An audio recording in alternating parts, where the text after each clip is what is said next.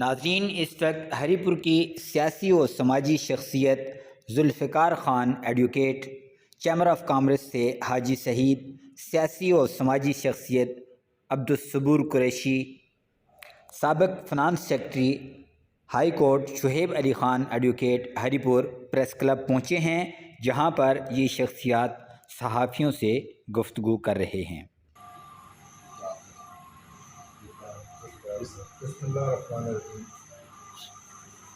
मैं इस चीज़ से बड़ा फख्र महसूस करना कि तुसां भरा जिहड़ा कि प्रेस क्लब के अहदेदार बने हो, तुसां प्रेस वाले भरावां ने मुंतखब किया है और मेरे ज़िंदगी का पहला मौका कि मैं तुसां कोल press club Haripur press club किया और मैं उम्मीद रखना कि हरीपुर प्रेस क्लब और बाकी प्रेस के जितने लोग हैं तो अल्लाह के फजल नाल इस ज़िले की बेहतरी जोगे तमाम तर वो कोशिशां करसन कि जिन्हों का इन्हों उत्ते ड्यूटियां इन्हों उत्ते हैं अपनी ड्यूटी पूरी करसन।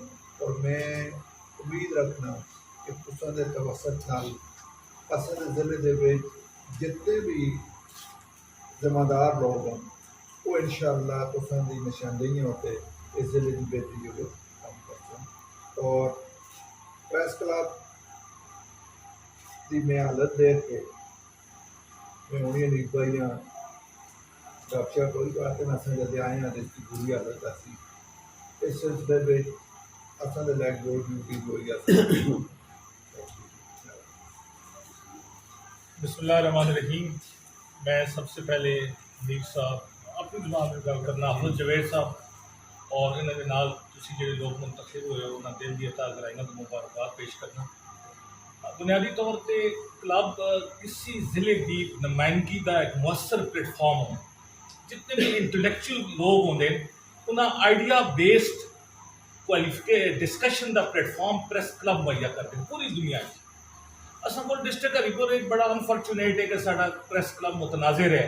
हाँ, भरपूर उम्मीद है हनीफ साहब से हाफिज़ साहब उन्होंने पूरी कबीना से पुराने लोग ने शायद सारे लोग शायद के बल्कि यकीनन ये सारे लोग जोड़सन भी और जोड़ के एक प्रेस क्लब मुअस्सर तरीके से फाल करने में अपना किरदार अदा कर ये उस वक्त सही हो सी, इसकी रिस्पेक्ट उस वेले बचसी, लोग उस वेले ऐसा ऑन कर सन जिस वक्त लोग समझ सन कि प्रेस क्लब साढ़े मसाइल का हल भी है और साड़ी इज्जत का तर्जमान भी है।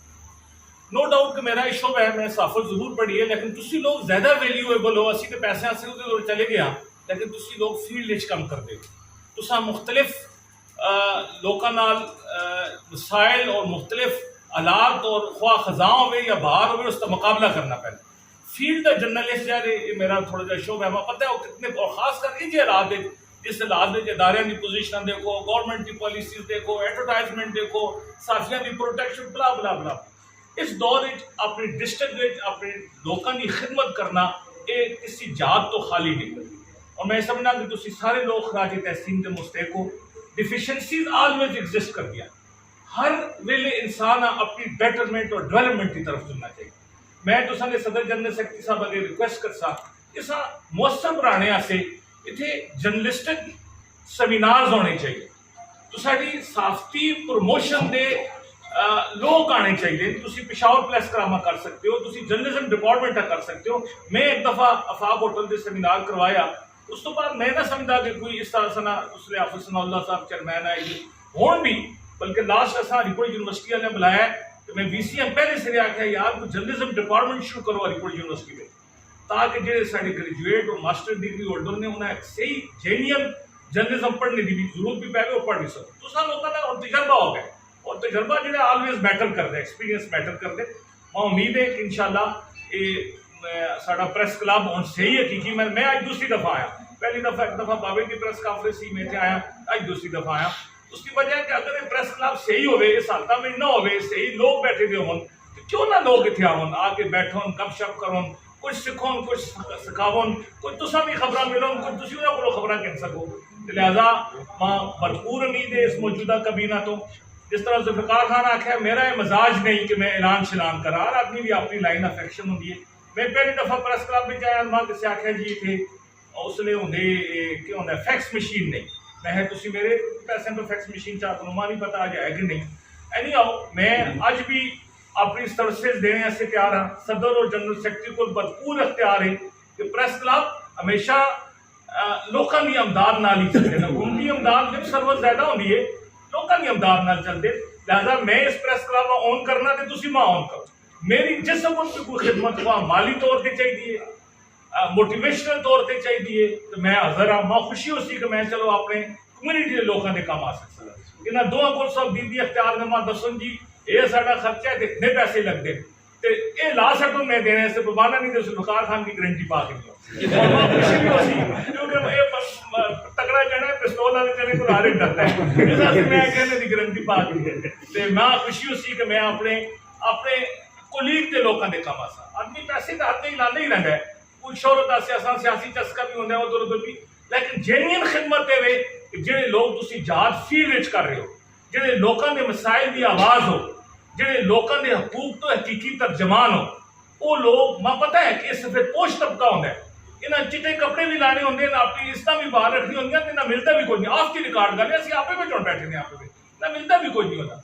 लिहाजा मेरी खिदमात हर वेले तुसा से हाजिर ने, खा फाइनेंशियल ने या मोटिवेशनल ने, मैं उस से हाजिर हाँ।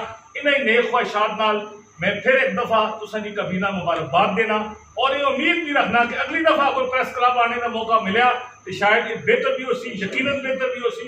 और जो लोग थोड़े बहुत तुसा नाल खबर भी आए उन्हें भी नाल कहते आओ, उन्हें भी तुसा की इज्जत भी बढ़ सी और साढ़े प्रेस क्लब का नाम भी बढ़ सी। अपनी तरफ को अपने हिस्से का बकरा डाल।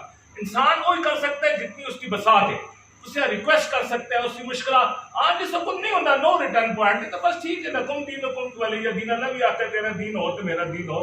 लेकिन बीइंग ए प्रेसिडेंट हनीफ साहब तुसा दी, हाफिज साहब तुसा दी सारी कबीना दी, मैं समझना एक सोल रिस्पॉन्सिबिलिटी है कि बाकी लोग भी आनो ताकि इतने अच्छे पढ़े लिखे इंटेलेक्चुअल लोग, जहन पॉजिटिव जहन रखने वाले लोग, मुस्बत सोच रखने वाले लोग आवन भी और साड़ी प्रेस क्लब की इज्जत भी हुए। अल्लाह तुसा सारे लोगों की इज्जत में इजाफा करे। बड़ी मेहरबानी। बिस्मिल्लाहिर्रहमानिर्रहीम। मैं हनीफ भाई, हाफिज साहब और इन्हों की सारी टीम मुबारकबाद पेश करना जी कि अल्लाह पाक ने तुसा कामयाबियां। हनीफ भाई, हाफिज साहब तुसा आगे कि मैं नाल चैम्बर के हवाले लॉ एंड ऑर्डर का चेयरमैन भी आया तो इंतजामिया ने तकरीबन मेरे वास्ते और ज़्यादातर शहर के मसाइल होंगे न, उस कुछ लोग थोड़े जे हैं जोड़े लोग जो मनशियात वाले या मुजरम लोग जो हैं उन्होंने भी दादरसी करते उन्होंने पिछे भी जुलते हैं और इंतजामिया के जो है ना जी जो अच्छे लोग भी हैं ना वो भी इसी बदनामी के जुमरे चार्ज होते हैं। ये प्रेस जितनी भी है, जितने भी लोग हैं, ये सारे जो हैं गलत काम वाले के पिछे पुष्ट पनाई करते हैं। इससे थोड़े जे तुसी आप जरूर इससे तुसी कर सो। दूसरी चीज़ ये ना जी कि साडा शहर एक छोटा जहा शहर है जिसकी कवर्ड में कोरोना में असी बहुत पिछे चले गए बिजनेसमैन भी, उससे थोड़ा तुसी इस चीज़ से कर सो नजरसानी के एक मीडिया जो होंगे ना जी लोड शेडिंग का मामला है, ये तकरीबन जो पूरे महीने में जी इन्होंने बन जुलते नहीं जी पूरा प्लान है जी 15 दिन नहीं होने लगी बिजली 10 दिन नहीं होती। इस समय कोई तरतीब हुए जिस बहुत सारे लोग जो बिजली नाल मुंसलिक हों, टेलर्स भी हैं, बाकी भी जो जनरेटर या इस तरह के UPS नहीं अफोर्ड कर सकते, उन्होंने बच्चे भुखे मरते हैं और गरीब लोग जितने भी हैं ना जी इस तो बेजार आए हैं। जरूर काम हो गौरमेंट के इंतजामी जितने भी ये काम है जरूर हो, लेकिन इन्होंने कोई टाइमिंग और ऐसा टाइम हो कि जिस ना लोगों में कम अज कम गरीबों में सहूलत मिले। दूसरी गल है मैं DC साहब नाल भी उस दिन मेरी मीटिंग एक गल हुई है, इस होंगे जी कि DC साहब तकरीबन करते हैं जी कोई भी है जितने भी ऑफिसर्स हैं जितने भी कोई मैन उन्होंने मीटिंग्स होंगी जी रोज़ जी DC साहब को, चाहे पटवार हल्का है चाहे रेवन्यू है कोई भी है ना जी, वो जिस टाइम 11 बजे मीटिंग है वो लोग जितने भी ऑफिसर्स हैं ना जी वो घरों निकलते ही 11 बजे सीधा DC ऑफिस जाते हैं। उन्होंने बाहर जो है ना जी जितने भी ऑफिस हैं उसके बाहर बोर्ड लग गया जी, उन्होंने कार्ड लग गया जी पटवारी साहब हो या कोई किसी जगह के भी अधिकार है तो जी DC साहब को मीटिंग है।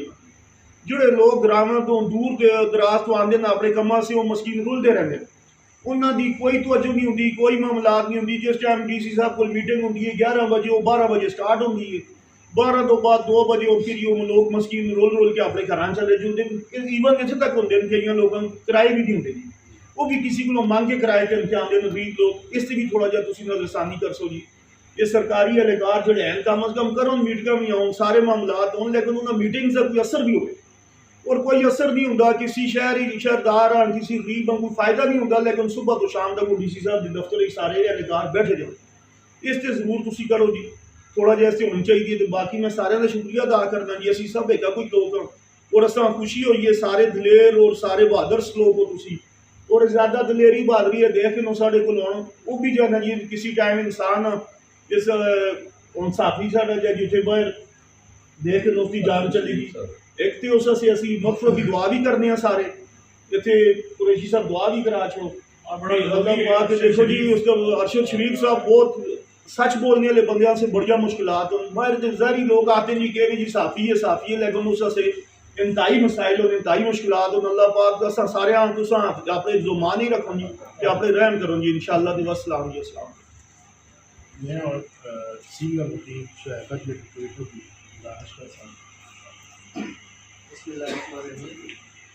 सबसे पहले मैं जी मुंतखब काबीना है उन्हें अपनी तरफों और अपने वकील भरावां की तरफों मुबारकबाद दे सन, और ये असांते एक बहुत बड़ा खुशी का मौका है कि ये इतने अरसे बाद ये प्रेस क्लब जो दोबारा तो आबाद रह के असां बड़ी खुशी हुई।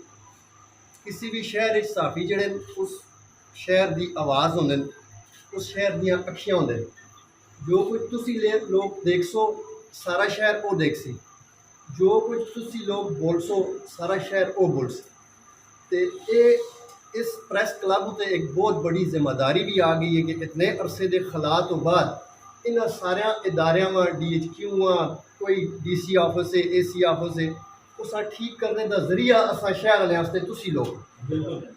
और मैं तुसा सारा तो ये रिक्वेस्ट भी कर सा कि अपने ज़ाती मफादात को बालातर हो के इस शहर के लोगों बहुत ज़्यादा पीसा गया है, खासकर इस सरकारी एहलकारा ने और मुख्तलिफ किस्म के लोगों ने। तो उस तो बाद उस वास्ते दुआ गो भी हो सा, और जिथे असा वकीलों की जरूरत भी हो सी बगैर किसी सर्विसेज बगैर किसी लालच तो बगैर किसी गला तो असी तुसा नाल शाना बशाना खलसा भी तो हाज़र भी हो सा। बहुत शुक्रिया और अल्लाह जी तुसा कामयाब करे। सदर रिपोर्ट प्रस्ताव बिस्मिल्लाहिर्रहमानिर्रहीम। मैं अपने भरावां खास जुल्फिकार खान एडवोकेट साहब का, अब्दुल सबूर कुरैशी साहब का, क्योंकि वो साढ़े नाल रिलेटेड भी है ने, उन्होंने ओरिजिनल जैनुअन जर्नलिज्म की है। तो इन्हों पर यह भी असी तवक्को कर सा यार असा जिस वक्त इन्हें बुलासा इतने कोई असा को आन के प्रेस क्लब में असा तरबियत देन जोड़े नौजवान जोड़े सीनियर साफी ने या जूनियर साफी ने उस चीज़ों की बड़ी अशद जरूरत है। इन्हें असी को भी तकलीफ 12 दफा दे सा।